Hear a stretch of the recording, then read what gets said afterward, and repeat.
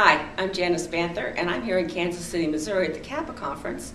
And I'm here with Jack Newman, who is one of the speakers for the conference, and he's been good enough to speak with us on my YouTube channel, so that way you can hear some of his wise advice that we've had a chance to already hear in his first session. He's just about ready to go out and talk in his second session. So thank you very much, Jack. I appreciate you doing this. No, not at all, Janice. So there's a lot of people listening to this that are beginning doulas, beginning childbirth educators, and we only have a tiny bit to teach in childbirth, which is terrible. You know, the classes are getting smaller and smaller. How would you suggest is the best way to get the message across about breastfeeding? Well, I think there's lots of information out there that could be used, of course. We know that breastfeeding is definitely better for the baby, but we also know that it's definitely better for the mothers as well. So that if we can give mothers a very quick 1, 2, 3, why is it good to breastfeed? Why should I breastfeed? I think that we can give them without any hesitation that your baby will be healthier, that you will be healthier. I think that many mothers, for example, don't know that breastfeeding helps to prevent breast cancer, ovarian cancer, and uterine cancer as well. So it's very good for the health of the mother and the baby. But that doesn't seem to influence a lot of people. I think they need to know that. But I also think that perhaps the best way to get the message across is that, look, you know, if you start breastfeeding, you get lots of help, lots of support, and you find that it's not for you, you can always quit. That's not difficult. On the other hand, if you start off with bottle feeding and you find that it's not working for your baby, and you know there are a lot more babies out there that don't tolerate formula than is led on by a lot of health professionals. If you find that it's not the best thing for you and your baby, it may be very difficult to turn around and to say, now I want to breastfeed.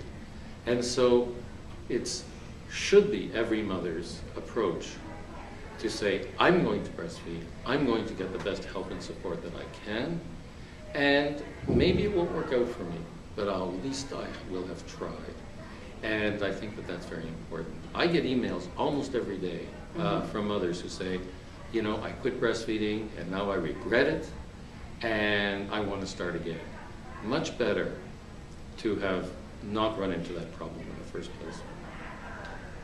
That's a 20-minute at most session. Yes, it is. You said something in the session that I thought was really good that we just heard. You were talking about babies who drink formula spit up, and we understand that. And you said babies that spit up breast milk, and you gave an example about when they spit up, how they get a double in their. It was not the esophagus. What did you Yeah, say? the esophagus. It's, I mean, first of all, you have to know how breastfeeding protects against infection and other problems as well. And it does that by coating the mucous membranes, that is the layer, the top layer of the gut and the respiratory tract. It does that by creating a layer of protection against bacteria and fungi and viruses from entering into the baby's body. So every time a baby drinks, that helps to create that lining that protects the baby. The thing is that from the stomach down to the other end, the milk passes relatively slowly. But from the mouth to the stomach, it goes pretty quickly. So when the baby spits up, then he gets a double dose, once on the way down and once on the way up. This assumes, of course, that the baby is happy, gaining weight well, content, and if that's the case, then spitting up is not only not bad, it's actually good for the baby. So nothing a mom should worry about. Not at all. Again, with the proviso that the baby's content and gaining weight well.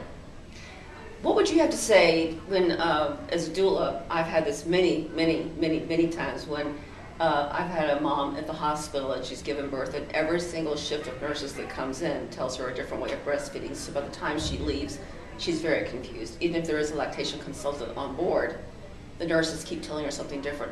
How does a mom, with her hormones trying to get back into place, know who to listen to and what to do? Well, I think that if whoever it is not showing the mother how to know the baby's getting milk, then they're not giving information that's necessary. We have videos on our website that show even babies as young as 10 hours old getting milk from the breast. So the mother really needs to know how to know a baby is actually drinking milk from the breast. And once she knows that, a lot of the rules that we make about breastfeeding make no sense. So for example, if a baby is drinking really, really well at the breast, and again, it's difficult to explain how that is, but it's easy to see on the video.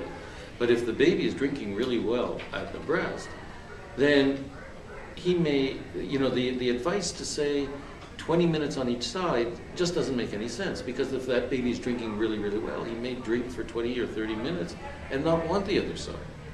On the other hand, some babies whose mothers are not producing a lot of milk may spend hours on the breast because they're not getting so much milk. So I think that not only does the mother, the nurse, the lactation consultant need to show the mother how to know the baby's getting milk, but she also needs to avoid the numbers. And I think if mothers hear, you should feed your baby every 3 hours, you should feed the baby 20 minutes on each side, oh, your baby's weight is down to more than 10% of his birth weight, I think that those people don't really know what they're talking about when they talk about breastfeeding. Listen to your own instincts. Listen to your instincts, but at least know how to know that baby is getting milk. And what is the website? We'll make sure it's at the bottom here so they can copy it down. Okay, it's Breastfeeding Inc. So breastfeedinginc.ca, CA for Canada. All right, and we'll make sure it's down there. Also, in case you don't get a chance to write that down real quick, you can always rewind it and find it, but also just below here is our website, birthingwithlove.com. And if you go to the links, there is a link to Dr. Newman's site, and you can see the videos that he has in there, because if you see that pause, and I love the way he says the word pause. Please say the word pause. Pause? Yes, pause. And showing how the chin looks. I mean, it just makes all the sense in the world. I know it changed the way I teach breastfeeding.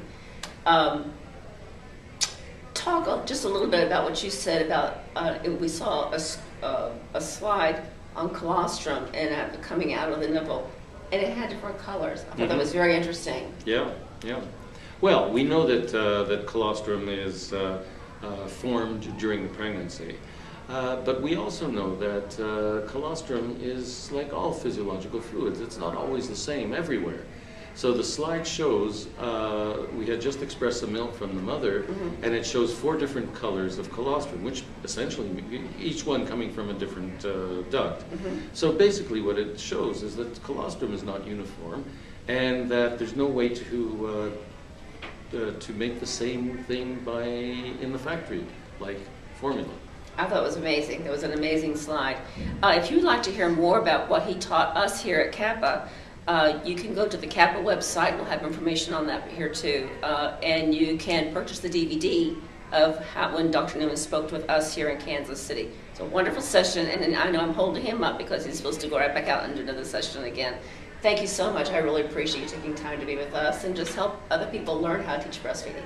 Well, thank you. The pleasure's all mine. Thank you. Thank you.